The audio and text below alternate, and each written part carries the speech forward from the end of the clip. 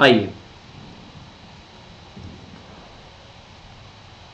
तो हमारा जो चल रहा था हम उस पर आते हैं।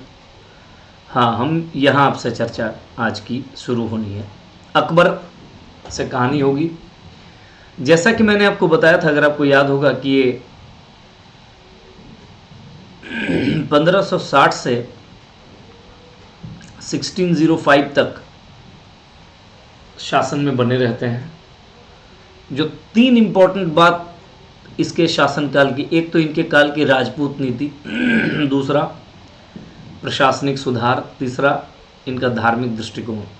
ये तीन चीज़ें वो हैं जो अकबर को पूरे मध्यकालीन इतिहास में, और बल्कि मैं कहूँगा पूरे मध्यकालीन इतिहास में नहीं बल्कि पूरे भारत के इतिहास में विशिष्ट स्थान दिलाता है।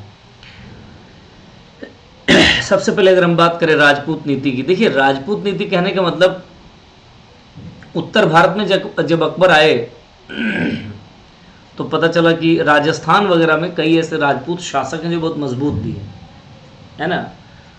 तो अब देखिए समस्या क्या है, मान लीजिए अब ज़रा सा मैं आपको, ये अगर इंडिया का मैप है, अगर यहाँ इस एरिया में राजपूत लोग हैं, सपोज ये पूरा एरिया या इससे थोड़ा और नीचे तक, तो आप मुझे बताइए अगर इनको दक्षिण में अपने आप को फैलाना है तो पहले यहाँ पे इनको चाहिए, और अगर इधर भी पूर्वी भारत में भी अगर आगे बढ़ना है तो भी इन यहाँ पर चाहिए, है ना, क्योंकि यही वो थे शक्तियाँ जो रोक सकते थे इनको। अल्टीमेटली अकबर ने राजपूतों के साथ जो नीति अपनाई वो बड़ी व्यवहारिक नीति अपनाई, बहुत ही प्रैक्टिकल पॉलिसी अपनाई, और कुछ इस तरीके से किया कि राजपूतों का समर्थन अकबर को मिल जाए, ठीक है ना, राजपूतों का समर्थन अकबर को मिल जाए। आइए देखते हैं क्या कुछ कैसे होता है। अब देखिए सबसे पहले पहला पॉइंट कि सद्भाव, मैत्री और सहयोग पर आधारित नीति थी। इसके पहले जो हमने देखा, पूरा दिल्ली सल्तनत देखा, राजपूतों के साथ अक्सर संघर्ष की रणनीति हुआ की है, मतलब युद्ध हुए हैं। यहाँ अकबर ने थोड़ा सा अपना गियर को चेंज किया है और दिशा को बदला है, और पहली बार आपको दिखाई देगा कि राजपूतों के साथ मुसलमान इस्लामिक शक्तियों का सद्भाव, मैत्री और सहयोग पर आधारित नीति की शुरुआत होती है। आखिर अकबर को ऐसी नीति की आवश्यकता क्यों पड़ी, मतलब आखिर राजपूतों के सहयोग की ज़रूरत क्या थी? आइए ज़रा इसको समझने का प्रयास करते हैं। आप अगर एक बार पृष्ठभूमि समझ जाएंगे तो आपके लिए ईजी हो जाएगा। देखिए सबसे पहले मुगल सत्ता जब आई थी, आपको मैंने बताया था, जब आई तो तुरंत इनको सबसे बड़ी दिक्कत किन से थी? अफगानों से थी। हुमायूं के जस्ट मरने के बाद मैंने आपको बताया था पानीपत सेकेंड, हेमू वर्सेस अकबर, है ना, ये मैंने आपको बताया था। और ये हेमू कौन था? तो ये अफगानी था। तो अफगानों से सुरक्षा के लिए ये ज़रूरत थी कि हमें जो राजपूत हैं, नॉर्थ इंडिया के जो बड़े बड़े राजा हैं, उनसे हमारी दोस्ती हो और वो हमारे साथ रहे। जो अगला पॉइंट है कि मुगल साम्राज्य का अगर विस्तार करना है अकबर को, तो उसके लिए ज़रूरी है कि मतलब पश्चिम, देख सकते हैं पश्चिम और दक्षिण, अगर इन दोनों इलाकों में इनको आगे बढ़ना था मुगल साम्राज्य को, तो राजपूतों का समर्थन आवश्यक था। मैंने बताया ना, ये जो पूरा दक्षिण है और ये जो पूरा पश्चिम है, इधर ही सब गुजरात, तो जब तक आप राजपूतों का समर्थन नहीं प्राप्त करेंगे, नहीं जीतेंगे, तब तक आप आगे नहीं बढ़ पाइएगा।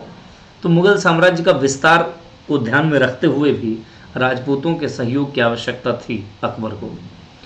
अगला देखिए, कुछ उज्बेकिस्तान के कुछ अमीर हुआ करते थे उनके दरबार पे, जो बड़ी उदंड थे, उनकी बात सुनते नहीं थे, और इसलिए मैंने आपको बताया होगा कि गुजरात चले गए।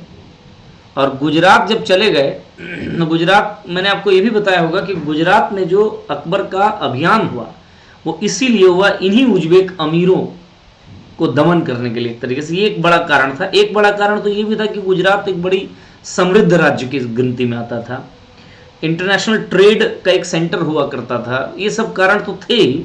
एक बड़ा कारण यह था कि उज्बेक अमीर जो थे उनके दरबार में जो उदंडता करते थे, अकबर की अवमानना करते थे, उन्हें भी कंट्रोल करने के लिए ज़रूरत थी। तो गुजरात तब तक, देखिए समझिए मेरी बात को, तब तक ये गुजरात पर अटैक नहीं कर सकते हैं जब तक ऊपर में उत्तर भारत पर इनकी पकड़ ना हो जाए। तो इसीलिए उसकी इस लिहाज से भी देखा जाए तो राजपूतों के सहयोग की आवश्यकता थी।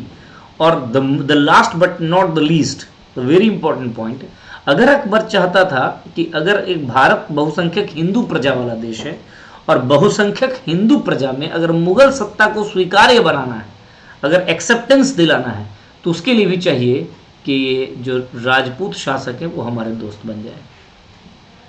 ये कुछ पृष्ठभूमि है और ये कुछ परेशानियां हैं, कुछ मजबूरियां हैं कि अकबर को राजपूतों के सहयोग की आवश्यकता होगी।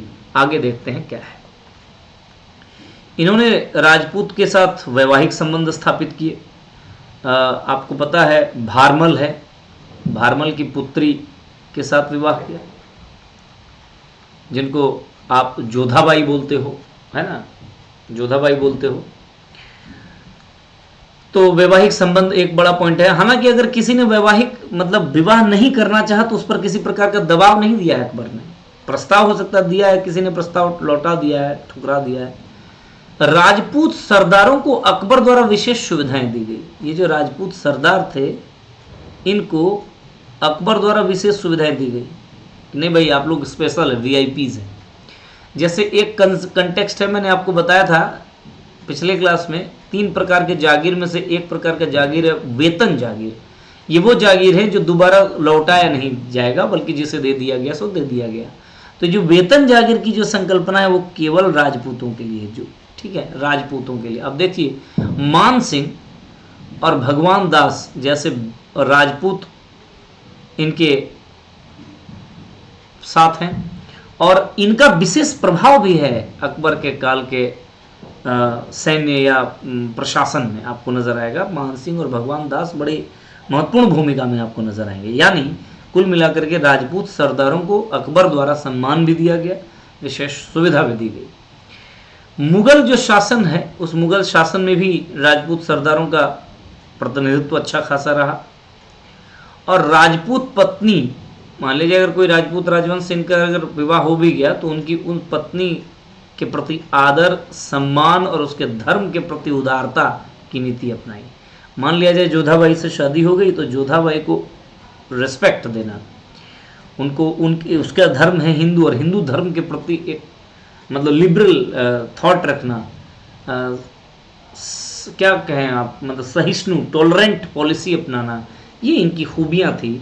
और इन्हीं वजहों से क्या हुआ, इन्होंने राजपूत जो राजा थे या राजपूतों का एक तरीके से दिल जीता और राजपूतों के साथ एक अच्छी पकड़ बनी, एक संधि बनी, ठीक है।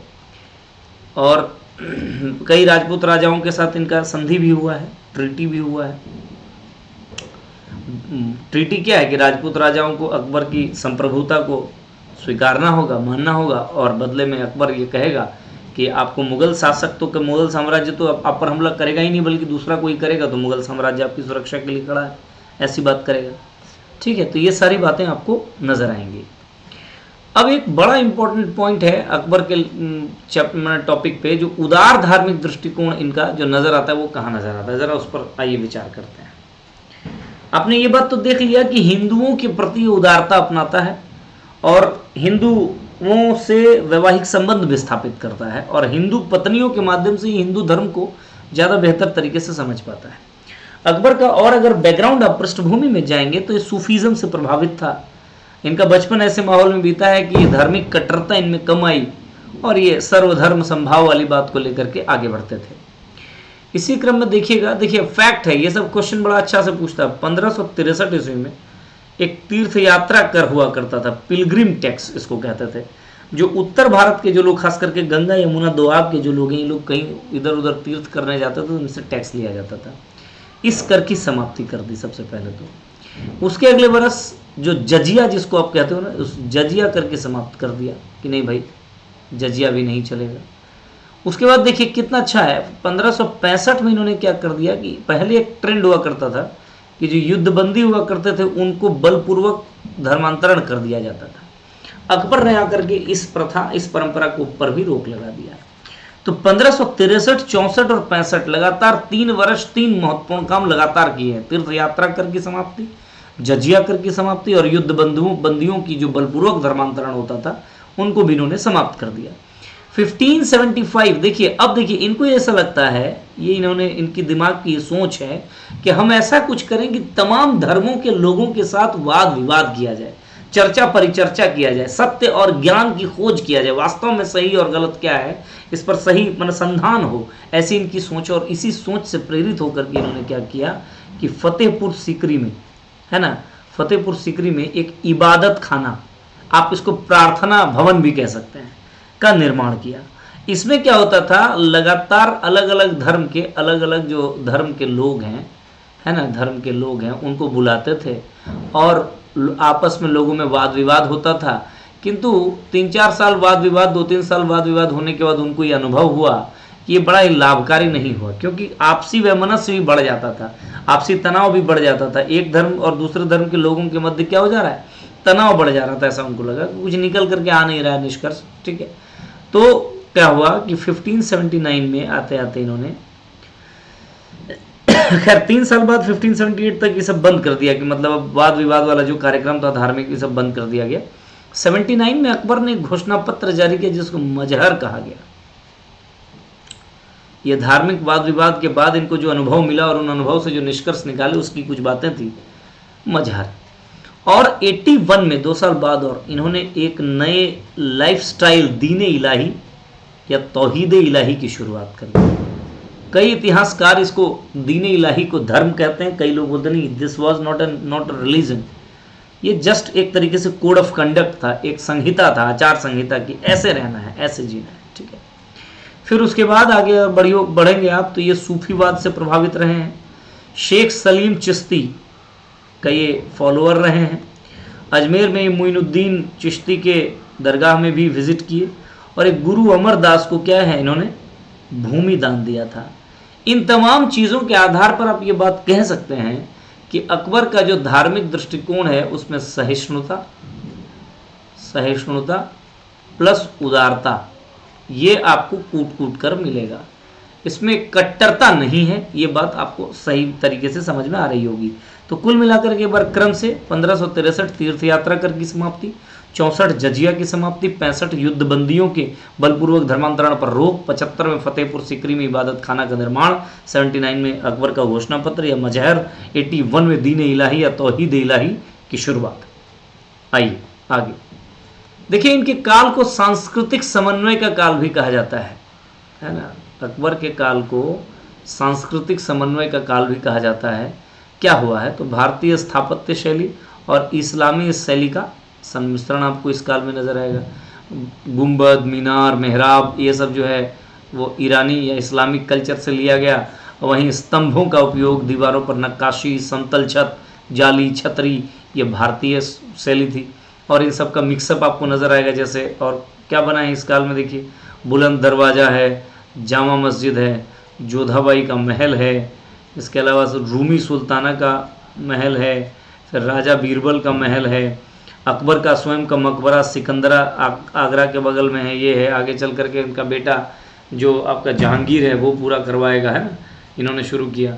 फिर ईरानी और भारतीय चित्रकला का भी समन्वय हुआ है इस बीच। अच्छा, 2 चित्रकार बड़े नाम याद रखिएगा, बसावन और यशवंत, ये 2 बड़े महान चित्रकार इनके में रहे हैं। संगीत में एक बड़ा नाम तानसेन रहा है। साहित्य की बात करें तो साहित्य में और अच्छा दौर है एक तरीके से। जैसे फारसी भाषा साहित्य का अत्यधिक विकास हुआ है। दरबारी इतिहास लेखन की शुरुआत अकबर के हिस्से ही मानी जाती है। अबुल फजल इनके दरबारी इतिहासकार हैं। अकबरनामा-इन अकबरी इन्होंने लिखा। निजामुद्दीन ने तबकाते अकबरी लिखा। बदायूनी ने मुंतखबुत्तावरा वारीख एक किताब लिखी। अच्छा, अनुवाद फारसी में अनुवाद भी अच्छा खासा हुआ है, आप देख सकते हैं। फारसी में अनुवाद जो है भगवत गीता का फैजी ने किया, रामायण का बदायूनी ने किया। महाभारत को इसी समय में, जो महाभारत है आपका, उस महाभारत को रज्मनामा के नाम से जाना गया है। यही वो दौर है जब तुलसी ने है ना रामचरितमानस की रचना की है। लेकिन चूंकि धार्मिक कट्टरता हो या उन्माद कम था, इसलिए रामचरितमानस का रचना करने के बावजूद कोई दिक्कत नहीं है। इसी दौर में ये सारी चीज़ें आपको नज़र आएंगी। इसके अलावा कई सारी बातें और हैं, है ना, तो ये सब चीज़ थोड़ा सा आपको देखना है। चलिए आगे। अब यहाँ से कहानी शुरू होगी जहांगीर की, है ना।